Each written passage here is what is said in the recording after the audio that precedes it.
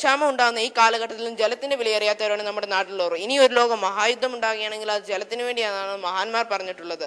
അത് തടയാൻ വേണ്ടിയുള്ള ഞങ്ങളുടെ ഒരു ചെറിയ ശ്രമമാണ് ഇത്. ആദ്യമായി തന്നെ പറയുകയാണെങ്കിൽ മലിനജലം ഈ ടാങ്കിലേക്ക് ശേഖരിക്കുന്നു.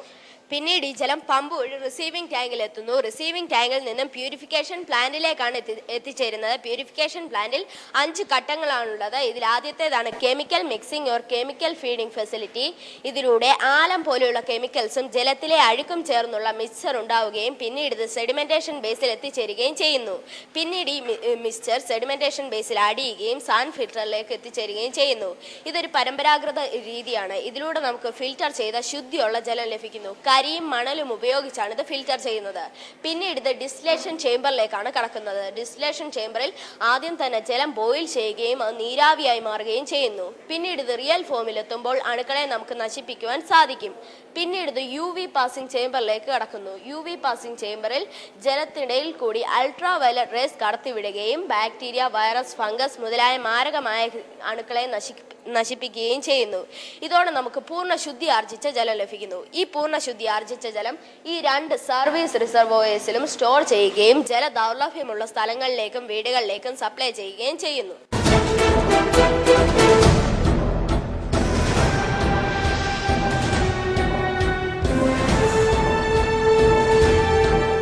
ഇന്ന് നമ്മൾ നേരിടുന്ന ഒരു പ്രധാന പ്രശ്നമാണ് ഇന്ധനക്ഷാമവും പ്ലാസ്റ്റിക് മലിനീകരണവും.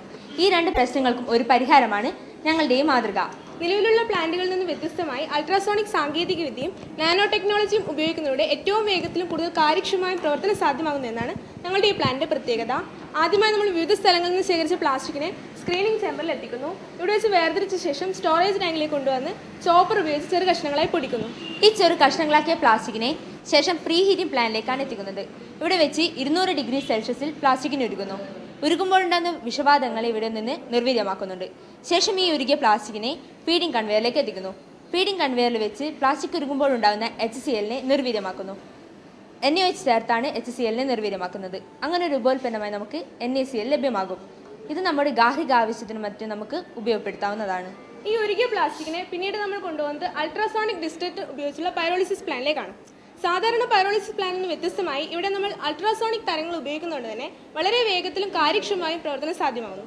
സാധാരണ പൈറോളിസിസ് പ്രക്രിയയിൽ 1100 ഡിഗ്രി സെൽഷ്യസ് താപനിലയാണ് ഉപയോഗപ്പെടുത്താറുള്ളത്. എന്നാൽ നമ്മളിവിടെ ഈ അൾട്രാസോണിക് തരംഗങ്ങളും നാനോ ടെക്നോളജി ഉപയോഗപ്പെടുത്തിയിട്ടുള്ള നാനോസോബൻ സിങ്കോപ്പ എന്നൊരു പുതിയ ഉൽപ്രേരകവും ഉപയോഗിക്കുന്നതുകൊണ്ട് തന്നെ ചെറിയ താപനിലയിൽ പ്രവർത്തനം സാധ്യമാകുന്നുണ്ട്. കൂടാതെ നാനോസോബൻ സിങ്കോപ്പ ഇവിടെ ഉണ്ടാകുന്ന മറ്റു വാതകങ്ങളെ ആഗിരണം ചെയ്ത് നീക്കം ചെയ്യാൻ സഹായിക്കുന്നു. ഇവിടെ നിന്ന് വിഘടിച്ച് കിട്ടുന്ന ഈ ഹൈഡ്രോ കാർബൺസിനെ നമ്മൾ കൂളിംഗ് ചേമ്പറിൽ എത്തിക്കുന്നു. ഇവിടെ വെച്ച് തണുപ്പിക്കുമ്പോൾ റെസിഡ്യൂ ഇവിടെ കളക്ട് ചെയ്യുന്നുണ്ട്. ഈ റെസിഡ്യൂ നമുക്ക് ബ്രിക്സ് ഉണ്ടാക്കാനും മറ്റും ഉപയോഗിക്കാവുന്നതാണ്. ഈ ബ്രിക്സ് ഉപയോഗിച്ച് പരിസ്ഥിതിക്ക് അനുയോജ്യമായ കെട്ടിടങ്ങൾ നിർമ്മിക്കാവുന്നതാണ്. ഇത് ഞങ്ങളുടെ ഈ പ്ലാന്റിന്റെ പ്രധാന ഉപോൽപ്പന്നമാണ്. ഈ ഹൈഡ്രോ കാർബൺസിനെ നമ്മൾ ശേഷം ഒരു ചേമ്പറിലേക്ക് കളക്ട് ചെയ്യുന്നു. ഈ കളക്ട് ചെയ്ത ഹൈഡ്രോ കാർബണുകളെ ശേഷം ഫ്രാക്ഷണൽ ഡിസ്റ്റിലേഷൻ ചേമ്പറിലേക്കാണ് എത്തിക്കുന്നത്. സാധാരണ പൈറോളിസ് പ്രവർത്തനത്തിന്റെ ഫലമായി നമുക്ക് പെട്രോൾ മാത്രമാണ് ഉൽപ്പന്നമായി ലഭിക്കുക. എന്നാൽ ഇവിടെ അൾട്രാസോണിക് സൗണ്ടും നാനോ ടെക്നോളജിയും ഉപയോഗപ്പെടുത്തുന്നതിലൂടെ വ്യത്യസ്തങ്ങളായ ഉൽപ്പന്നങ്ങൾ ലഭിക്കും. 20 ഡിഗ്രിയിൽ ബ്യൂട്ടേനും 95-ൽ പെട്രോളും 150-ൽ ഡീസലും 220-ൽ ഫ്യൂൽ ഓയിലും. ഇതിലൂടെ നമ്മുടെ പ്രധാന പ്രശ്നമായ ഇന്ധനക്ഷാമത്തിന് ഒരു പരിഹാരം കണ്ടെത്താം. കൂടാതെ നമ്മുടെ ഈ ഒരു പ്ലാന്റ് ഒരു സ്വയം പര്യാപ്തമായ പ്ലാന്റാണ്. അതുകൊണ്ട് തന്നെ ഇവിടുന്ന് ലഭിക്കുന്ന ഈ കുക്കിംഗ് ഗ്യാസ് ഉപയോഗിച്ച് ഒരു ചെറിയ തെർമൽ പവർ പ്ലാന്റ് പ്രവർത്തിപ്പിക്കുന്നു. എന്നിട്ട് ഇവിടെ നിന്നുണ്ടാക്കുന്ന വൈദ്യുതിയാണ് ഈ പ്രവർത്തനങ്ങൾക്കായിട്ട് ഉപയോഗപ്പെടുത്തുന്നത്.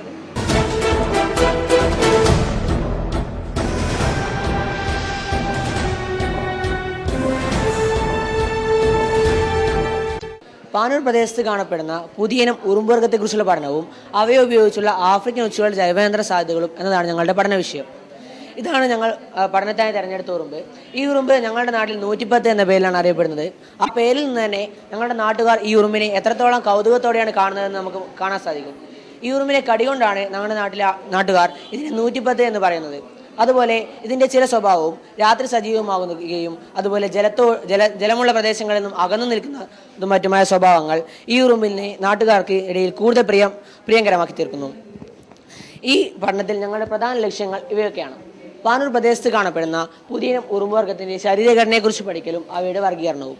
ഈ പുതിയ ഉറുമ്പുവർഗത്തിൻ്റെ ആഹാര സമ്പാദനത്തെക്കുറിച്ചും ഭക്ഷണശീലത്തിലെ മുൻഗണനാക്രമത്തെക്കുറിച്ചും പഠിക്കണം. 3. ലെപ്റ്റോജനസ് ഉറുമ്പുകളെ ഉപയോഗിച്ചുകൊണ്ടുള്ള ഒച്ചുകളുടെ ജൈവേന്ദ്ര സാധ്യതകൾ പഠിക്കൽ. പുതിയ ഉറുമ്പുവർഗത്തെ ഉപയോഗിച്ചുകൊണ്ടുള്ള ആഫ്രിക്കൻ ഒച്ചുകളുടെ ജൈവേന്ദ്ര സാധ്യതകൾ പരിശോധിക്കൽ. ഈ പഠനം നടത്താനായി ഞങ്ങൾ ആദ്യമായി ചെയ്തത് ഇതിൻ്റെ പ്രാഥമിക വിവരശേഖരണമാണ്. ഈ ഉറുമ്പുകളെ കുറിച്ചുള്ള പല വിവരങ്ങൾ ഞങ്ങൾക്ക് അറിയാൻ സാധിച്ചു. അതിൽ ഇവ രാത്രികാലങ്ങളിൽ സജീവമായി ഇരപിടിക്കുന്നവയും മാംസഭോജികളുമാണ്. കൂടാതെ ഇവ പട്ടാളക്കാരെ പോലെ ചിട്ടയായ കോളനി ജീവിതം നയിക്കുന്നു. കൂടാതെ ഒച്ചുവർഗത്തിൽപ്പെട്ട ജീവികളെ കൂടുതൽ വേഗത്തിൽ ഭക്ഷിക്കുന്നു. ഈർപ്പമുള്ള പ്രതലങ്ങളിൽ കൂടുതലായി കാണപ്പെടുന്നു. ഇവ ഇടയ്ക്കിടെ കൂടുമാറുന്നവയാണ്. ഇവയുടെ ചിറകുകളില്ല. ഈ പ്രത്യേകതകളിൽ നിന്നും ഇവ ആർമിയൻസ് വിഭാഗത്തിൽപ്പെട്ടവയാണ് എന്ന നിഗമനത്തിലാണ് ഞങ്ങൾ എത്തിച്ചേർന്നത്. ഈ ഉറുമ്പുകൾ ലെപ്റ്റോജനിസ് വിഭാഗത്തിൽപ്പെട്ടവയാണ്. ലെപ്റ്റോജനിസ് അറ്റൻവേറ്റ, ലെപ്റ്റോജനിസ് ഡിസ്റ്റിങ്ക്യുണ്ട എന്നീ ഉറുമ്പുകളുമായി ഇവയ്ക്ക് വലിയ സാദൃശ്യമുണ്ടെങ്കിലും അങ്ങനെ സ്പീഷീസ് നിഗമനം തീർത്ത് പറയാൻ സാധിക്കുകയില്ല. എന്തെന്ന് വെച്ചാൽ ഒരു ഉറുമ്പുകളുടെ വർഗീകരണം നടത്തുന്നതിൽ അതിൻ്റെ ശരീരത്തിലെ ഹെഡ്, തൊറാക്സ്, അബ്ഡോമൻ എന്നീ ഭാഗങ്ങൾ തമ്മിലുള്ള അംശബന്ധത്തിന് വലിയ പ്രാധാന്യമാണുള്ളത്. അവരിൽ നിന്നും അറിഞ്ഞ ഇതിൻ്റെ അടിസ്ഥാനത്തിൽ ഞങ്ങൾ ഈ ഉറുമ്പുകളുടെ ശരീരഭാഗങ്ങളുടെ അളവുകൾ എടുക്കാൻ തീരുമാനിച്ചു. ഇതിനുവേണ്ടി സ്കൂളിന് സമീപത്തുള്ള ഒരു കൂടിൽ നിന്നും ശേഖരിച്ച റാണി ഉറുമ്പിനെയും അതുപോലെ തന്നെ വേലക്കാരൻ ഉറുമ്പുകളെയും ശരീരഭാഗങ്ങളുടെ അളവുകൾ ഞങ്ങൾ കണക്കാക്കി. ആ വിവരങ്ങൾ അടിസ്ഥാനമാക്കി ഞങ്ങൾ ശാസ്ത്രജ്ഞർക്ക് പിന്നീട് ഫോർവേഡ് ചെയ്തെങ്കിലും അവരിൽ നിന്ന് അറിയാൻ സാധിച്ചത് ഒരു ഉറുമ്പിൻ്റെ വർഗീകരണത്തെ സ്വാധീനിക്കുന്നതിൽ ഈ ശരീരഭാഗങ്ങളുടെ അളവുകളേക്കാൾ കൂടുതൽ അവയുടെ ശരീരത്തിലെ മറ്റു ചില അളവുകൾക്കാണ് കൂടുതൽ പ്രാധാന്യമെന്നാണ്. ഇതുമായി ബന്ധപ്പെട്ട് ഞങ്ങൾ ഈ ഉറുമ്പുകളുടെ ലാബ് ടെസ്റ്റ് നടത്താൻ അവർ നിർദ്ദേശിച്ചിട്ടുണ്ട്. ഏതൊരു ജന്തുവിൻ്റെയും ശരീരഘടനയിൽ അതിൻ്റെ ഭക്ഷണ രീതിക്ക് പ്രധാനമായൊരു പങ്കുണ്ട്.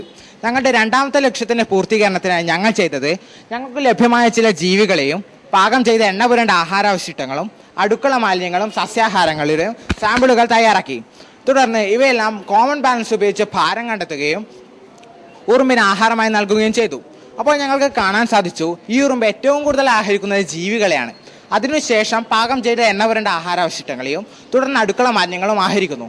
എന്നാൽ ഈ ഉറുമ്പ് സസ്യാഹാരം ഒട്ടും തന്നെ ആഹരിക്കുന്നില്ല. ഇതിൽ നിന്നും ഇവ മാംസം ഇഷ്ടപ്പെടുന്ന മിശ്രഭോജികളാണ് എന്ന് ഞങ്ങൾക്ക് മനസ്സിലാക്കാൻ സാധിച്ചു. തുടർന്ന് ഏതൊക്കെ ജീവികളെയാണ് ഏതൊക്കെ സമയങ്ങളിലാണ് ഇവ കൂടുതലായി ആഹരിക്കുന്നതെന്ന് മനസ്സിലാക്കാനായി ഞങ്ങൾ ഒച്ച്, മണ്ണിര, പല്ലിപ്പുഴു എന്നീ ജീവികളുടെ വ്യത്യസ്തമായ 3 സാമ്പിളുകൾ തയ്യാറാക്കി. ഇവയോരോന്നും രാവിലെ 9 മണിക്കും ഉച്ചയ്ക്ക് 1 മണിക്കും രാത്രി 9 മണിക്കും ഉറുമ്പിന് ആഹാരമായി നൽകി. അപ്പോൾ ഇവിടെ നമുക്ക് കാണാൻ സാധിക്കും ഈ ഉറുമ്പ് എല്ലാ ജീവികളെയും രാത്രിയിൽ കൂടുതലായി ആഹരിക്കുന്നു. ഈ ജീവികളുടെ കാര്യം പ്രത്യേകം എടുത്ത് പരിശോധിക്കുകയാണെങ്കിൽ ഒച്ചിനെ മറ്റു ജീവികളിൽ നിന്നും വ്യത്യസ്തമായി കൂടുതൽ നിരക്കിൽ ആഹരിക്കുന്നു. ഇതിൽ നിന്നും ഈ ഉറുമ്പിന് ഒച്ചിനോട് പ്രത്യേക പ്രതിപത്തിയുള്ളതായി ഞങ്ങൾക്ക് മനസ്സിലായി. ഇതൊന്നുകൂടി ഉറപ്പിക്കാനായി ഞങ്ങൾ ഒച്ച്, മണ്ണിര, പല്ലിപ്പുഴു എന്നീ ജീവികളെ തന്നെ ഒരുമിച്ച് ഉറുമ്പിന് ആഹാരമായി നൽകി. ഭാരം കണ്ടെത്തിയ ശേഷം നൽകിയപ്പോൾ ഈ ഉറുമ്പ് ഉയർന്ന നിരക്കിൽ വീണ്ടും ആഹരിക്കുന്നു ഒച്ചിനെയാണെന്ന് ഞങ്ങളുടെ ശ്രദ്ധയിൽപ്പെട്ടു. അതായത് ഈ ഉറുമ്പിനെ ഉപയോഗിച്ച് ഒച്ചിനെ ഫലപ്രദമായി നിയന്ത്രിക്കാം. ഈ ഒരു വിവരത്തിൽ നിന്നാണ് ഞങ്ങൾ മൂന്നാമത്തെ ലക്ഷ്യമായ ലെപ്റ്റോജനിസ് ഉറുമ്പുകളെ ഉപയോഗിച്ചുകൊണ്ടുള്ള ഒച്ചുകളുടെ ജൈവേന്ദ്ര സാധ്യതകളെക്കുറിച്ച് പഠിക്കൽ എന്നതിലേക്ക് എത്തിച്ചേർന്നത്. ഇതിനുവേണ്ടി ഞങ്ങൾ ചെയ്തത് ഞങ്ങളുടെ നാട്ടിൽ സാധാരണയായി കാണപ്പെടുന്ന അച്ചിൽ എന്നറിയപ്പെടുന്ന ലിമാക്സ് ഫ്ലോയസ് എന്ന ശാസ്ത്രനാമമുള്ള ഒച്ചിനെയും വെറോണിസെല സ്പീഷീസ് എന്ന ശാസ്ത്രനാമമുള്ള കറുത്തൊച്ചിനെയും ലിംന സ്പീഷീസ് എന്ന ശാസ്ത്രനാമമുള്ള ഷെല്ലോടുകൂടി ചെറിയ ഒച്ചിനെയും ശേഖരിച്ച് അവയുടെ ഭാരം കണ്ടെത്തിയ ശേഷം ഉറുമ്പുകൾക്ക് ഒന്നിച്ച് ഭക്ഷണമായി നൽകി. ഇവയെ തിന്നുകണ്ടെടുക്കുന്ന സമയം കണ്ടെത്തിയ ശേഷം നിരക്ക് കണക്കാക്കി. അതിൽ നിന്ന് ഞങ്ങൾക്ക് കാണാൻ സാധിച്ചത് ഇവ എല്ലാ ഒച്ചുകളെയും വളരെ ഉയർന്ന നിരക്കിൽ തന്നെ ആഹരിക്കുന്നുണ്ട്. ഈ ഒച്ചുകൾ നിന്നും നമുക്ക് ഇന്ന് വളരെയേറെ പ്രശ്നങ്ങൾ സൃഷ്ടിക്കുന്നുണ്ട്. നമ്മുടെ കാർഷിക വിളകൾക്കും അതുപോലെ തന്നെ ആരോഗ്യ പ്രശ്നങ്ങളും ഈ ഒച്ചുകൾ സൃഷ്ടിക്കുന്നുണ്ട്. ഈ ഒരു സാഹചര്യത്തിൽ ഈ ഉറുമ്പുകളെ ഉപയോഗിച്ച് ഒച്ചുകളെ നിയന്ത്രിക്കാനാവുമെന്ന് ഞങ്ങൾക്ക് ഇതിൽ നിന്ന് മനസ്സിലാക്കുവാൻ സാധിച്ചു. ഇങ്ങനെ ഒച്ചുകളെ നിയന്ത്രിക്കാൻ സാധിക്കുമെങ്കിൽ എന്തുകൊണ്ട് നമുക്ക് ഇവയെ ഉപയോഗിച്ച് ആഫ്രിക്കൻ ഒച്ചുകളെ നിയന്ത്രിച്ചുകൂടാ എന്നതിലേക്ക് ഞങ്ങളുടെ ശ്രദ്ധ എത്തുകയായിരുന്നു. ഇതുമായി ബന്ധപ്പെട്ടാണ് ഞങ്ങളുടെ 4ാമത്തെ ലക്ഷ്യമായ പുതിയ ഉറുമ്പുവർഗത്തെ ഉപയോഗിച്ചുള്ള ആഫ്രിക്കൻ ഒച്ചുകളുടെ ജൈവേന്ദ്ര സാധ്യതകൾ പരിശോധിക്കൽ എന്നതിലേക്ക് ഞങ്ങൾ എത്തിച്ചേർന്നത്. ഇന്ന് നമുക്ക് ഏറ്റവും കൂടുതൽ ഭീഷണിയായ ഒരു ജീവിയാണ് ആഫ്രിക്കൻ ഒച്ച്. ഇതൊരു അധിനിവേശ സ്പീഷീസാണ്. ഇതിനെ കൊണ്ട് പരിസ്ഥിതിയുടെ ചെടികൾ തിന്നു നശിപ്പിക്കൽ, കോൺക്രീറ്റ് നശിപ്പിക്കൽ മുതലായ പല പ്രശ്നങ്ങളുണ്ട്. കൂടാതെ ഇത് പല രോഗങ്ങൾക്കും കാരണമാകുന്നു. ഇത്തരത്തിലുള്ള ആഫ്രിക്കൻ ഒച്ചയെ നിയന്ത്രിക്കാൻ ഇന്ന് ഫലപ്രദമായ മാർഗങ്ങളൊന്നും തന്നെ ഇല്ല. ഉള്ള ചില മാർഗങ്ങൾ തുരിശുപയോഗിച്ചും ഉപ്പ് ഉപയോഗിച്ചും കൈകൊണ്ട് പെറുക്കിയോ മാറ്റിയൊക്കെയാണ്. എന്നാൽ തുരിശുപയോഗിക്കുമ്പോഴും ഉപ്പ് ഉപയോഗിക്കുമ്പോഴും മണ്ണിലെ രാസഘടന മാറാനിടയാകുന്നു. കൈകൊണ്ട് പെറുക്കി മാറ്റാൻ ഈ ആഫ്രിക്കൻ ഒച്ച രാത്രിയിലാണ് പുറത്തിറങ്ങുന്നത്. അതുകൊണ്ട് അത് പ്രായോഗികമല്ല. അതുകൊണ്ട് തന്നെ ഞങ്ങളുടെ ഈ ജൈവ നിയന്ത്രണ ഉപാധിക്ക് പ്രസക്തിയായിരുന്നു. ഞങ്ങളുടെ 4ാമത്തെ ലക്ഷ്യത്തിന്റെ പൂർത്തീകരണത്തിനായി ഞങ്ങൾ ചെയ്തത് ഞങ്ങളുടെ മേഖലയിൽ ആഫ്രിക്കൻ ഒച്ചിന്റെ ശല്യം കൂടുതലായി അനുഭവപ്പെടുന്ന ഒരു മേഖലയാണ് തലശ്ശേരി. അവിടെ നിന്ന് കുറച്ച് ആഫ്രിക്കൻ ഒച്ചുകളെ ശേഖരിക്കുകയും അവയിൽ തുല്യ വലിപ്പമുള്ള 2 ഒച്ചുകളെ തെരഞ്ഞെടുത്ത് ഭാരം കണക്കാക്കുകയും അവയിൽ ഒന്നിനെ ഉറുമ്പിന് ആഹാരമായി നൽകുകയും ചെയ്തു. മറ്റൊന്നിനെ സമാന സാഹചര്യത്തിൽ ഉറുമ്പുകടി ഏൽക്കാതെ സൂക്ഷിക്കുകയും ചെയ്തു.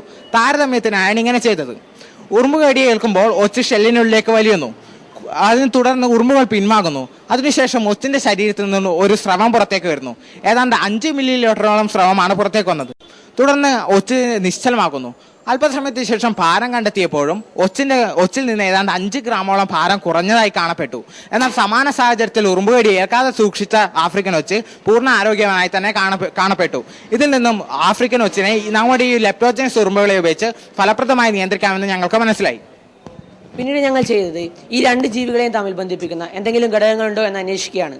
എന്തെന്ന് വെച്ചാൽ ഈ ഉറുമ്പുകൾ രാത്രി സജീവമാകുന്നവയാണ്, അഥവാ ആഫ്രിക്കൻ ഒച്ചുകൾ രാവിലെ സജീവമാകുന്നവയാണെങ്കിൽ ഈ ഉറുമ്പുകളെ ഉപയോഗിച്ച് ഒരിക്കലും നമുക്ക് ആഫ്രിക്കൻ ഒച്ചുകളെ നിയന്ത്രിക്കുവാൻ സാധ്യമല്ല. എങ്കിലും പിന്നീട് ഞങ്ങൾ അന്വേഷിച്ചപ്പോൾ ഞങ്ങൾക്ക് അറിയാൻ സാധിച്ചത് ലെപ്റ്റോജനസ് ഉറുമ്പുകളുടെയും ആഫ്രിക്കൻ ഒച്ചുകളുടെയും ഇക്കോളജിക്കൽ നിഷ് സമാനമാണ്. കൂടാതെ ഇവ രണ്ടും രാത്രിയിലാണ് കൂടുതൽ സജീവമാകുന്നത്. അതുപോലെ ഇവ ഈർപ്പമുള്ളതും സൂര്യപ്രകാശം നേരിട്ട് പതിക്കാത്തതുമായ പ്രദേശങ്ങളിലാണ് കൂടുതലായി കാണപ്പെടുന്നത്. ഇവ മരങ്ങളുടെയും ചെടികളുടെയും സാന്നിധ്യം ഇഷ്ടപ്പെടുന്നു.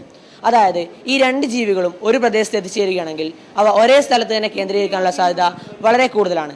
അതുകൊണ്ട് ഈ ഉറുമ്പുകൾക്ക് ആഫ്രിക്കൻ ഒച്ചുകളെ വളരെ ഫലപ്രദമായി നിയന്ത്രിക്കുവാൻ സാധിക്കും. കൂടാതെ ഒരു കോളനിയിലെ ഒറുമ്പുകൾ തന്നെ ഒരൊച്ചിനെ പൂർണ്ണമായും ഭക്ഷിക്കാത്തതിനാൽ ആ ഉറുമ്പുകൾക്ക് തന്നെ അനവധി ഒച്ചുകളെ നിയന്ത്രിക്കുവാൻ സാധിക്കും. പിന്നീട് ഈ പഠനത്തിന്റെ തുടർപ്രവർത്തനമായി ഈ രംഗത്തെ ഗവേഷകരുടെ നിർദ്ദേശപ്രകാരം ഈ ഉറുമ്പുകളെ ബാംഗ്ലൂരിലേക്ക് അയക്കാൻ കോഴിക്കോട് സർവകലാശാല ജന്തുശാസ്ത്ര വിഭാഗം അസിസ്റ്റന്റ് പ്രൊഫസറായ ശ്രീ നാസർ സാറുമായി ബന്ധപ്പെട്ട് ശ്രമം ഞങ്ങൾ നടത്തിവരികയാണ്. അദ്ദേഹത്തിന്റെ സഹായത്തോടെ തന്നെ ഇവയെ കൃത്രിമമായി ബ്രീഡ് ചെയ്യാനും മറ്റുമുള്ള ശ്രമങ്ങളും ഞങ്ങൾ നടത്തി വരുന്നുണ്ട്. അതുപോലെ ഇതിന്റെ ശല്യം കൂടുതലായുള്ള തലശ്ശേരി മുനിസിപ്പാലിറ്റി അധികൃതരുമായി സാമ്പത്തികമായും മറ്റുള്ള സഹായത്തിനായി ഞങ്ങൾ അഭ്യർത്ഥിച്ചിട്ടുണ്ട്. ഇവരിൽ നിന്നെല്ലാം വളരെ പോസിറ്റീവായ ഫലങ്ങളാണ് ഞങ്ങൾക്ക് ലഭിച്ചിട്ടുള്ളത്.